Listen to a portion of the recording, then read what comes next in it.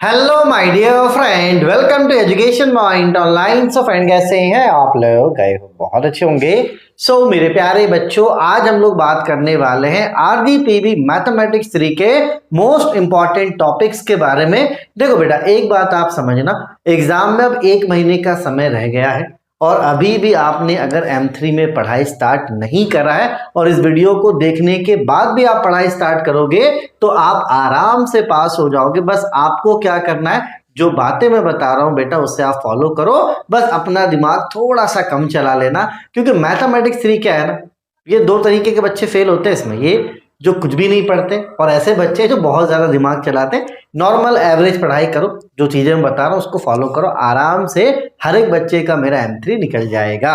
ठीक है, चलो बेटा, एज कंपेयर टू बात करें अगर मैथमेटिक्स 1 और 2 से, तो ये M1 से या M2 से बात करें तो ये बहुत ज्यादा इजी है। तो आपको M3 से ना डरने की जरूरत नहीं है। लेकिन होता क्या है, कभी कभी चीजें ज्यादा इजी होती है, अपन हल्के में ले लेते हैं। हाँ, लेकिन हल्के में भी नहीं लेना। एग्जाम में 1 आध महीने का समय बचा है, 1 आध महीना आपको अच्छे से पढ़ना है। अब देखो, बच्चे गलती कहाँ करते हैं इस बात को आप समझना। जैसे M3 में क्या होता है बेटा, बहुत जगह पर कैलकुलेटर का यूज होता है। अब बच्चे क्या करते हैं, मोबाइल में कैलकुलेशन करते हैं, है ना, और एग्जाम में क्या करते हैं, वो केएलसी लेकर जाते हैं। अब होता क्या है बेटा, एग्जाम में आप केएलसी लेकर जाओगे, ठीक है, और आपने यहाँ मोबाइल में सॉल्व करा है तो कहीं ना कहीं गलती हो जाता है। जैसे अभी आप मुझे कैलकुलेटर दोगे ना, तो अगर मैं 10 मैथ बनाऊंगा, मैं अपनी बात खुद कर रहा हूं कि अगर मैं यहाँ पर 10 मैथ बनाता हूं तो कहीं ना कहीं मुझसे 5 से 6 जगह मिस्टेक होगा। इसका मतलब ये नहीं है कि मुझे मैथ नहीं आ रहा है, इसका मतलब ये है कि मैंने प्रैक्टिस नहीं करा है। बस सिंपल सा फंडा समझ लो, आपको M3 में कुछ भी टफ नहीं लगेगा। लेकिन ओवर कॉन्फिडेंट के चलते बच्चे फेल होते हैं। तो मैं आपसे बोलूंगा कि अगर कैलकुलेटर नहीं है तो अपने सीनियर जूनियर किसी से भी अरेंज कर लो, और कैलकुलेटर में ही क्या करना, आप प्लस माइनस जो भी कैलकुलेशन है वो आप कैलकुलेटर में करना।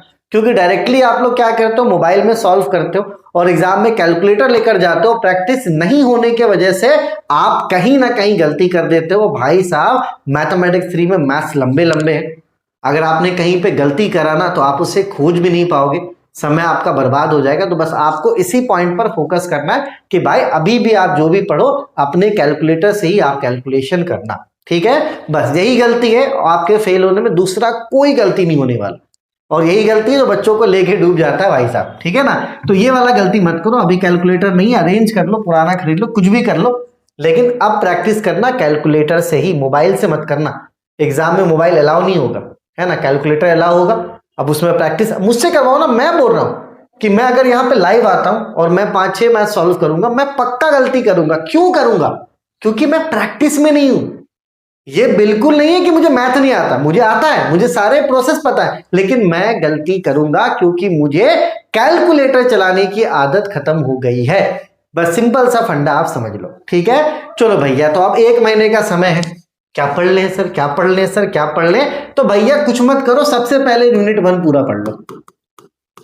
पूरा छोटा सा है, जो भी टॉपिक सब कुछ छोड़ना, कुछ भी मत छोड़ना कुछ भी मत। यूनिट 1 पहले आप पूरा पढ़ो, ठीक है। उसके बाद क्या करना, आप यूनिट 2 पूरा पढ़ना।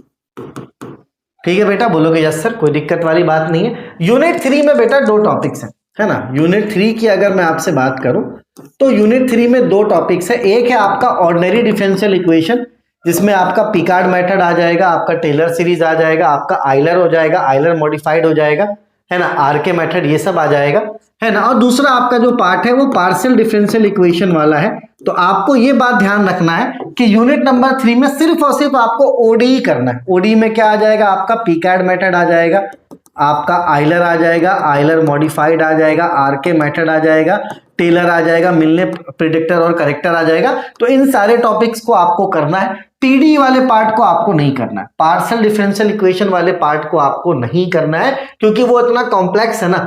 आप उसे कर भी लोगे, जैसे मैंने भी पढ़ा रखा है, लेकिन एग्जाम में कहीं ना कहीं बच्चे गलती कर देते हैं, क्योंकि बहुत ज्यादा ही कैलकुलेशन उसमें है और एक मिस्टेक पूरा कैलकुलेशन खराब कर सकता है। इसलिए मैं आपको बोलूंगा कि आप क्या करना, यूनिट 1 पूरा पढ़ना, यूनिट 2 पूरा पढ़ना, और 3 का सिर्फ आपको क्या पढ़ना है बेटा, हाफ पढ़ना है। ठीक, इतने में तो आप पास आराम से कर जाओगे। अब आप बोलोगे सर ठीक है, पास का तो बता दिया आपने, थोड़ा अच्छे नंबर ले आए, तो भैया अगर समय बचे तो अगर आप इसके साथ सिर्फ लैप्लास ट्रांसफॉर्म पढ़ लेते हो, है ना, लैप्लास चैप्टर जो है ये अगर ये आप पढ़ लेते हो बेटा, तो आप अच्छे नंबरों से पास हो जाओ।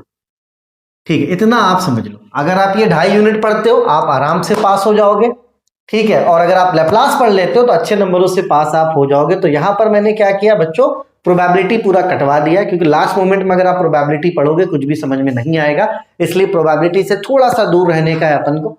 ठीक है, साथ ही साथ ये पीडी मैंने कटवा दिया। लैप्लास अगर आप कर लेते हो तो अच्छी बात है, अच्छे नंबर आपके आ जाएंगे।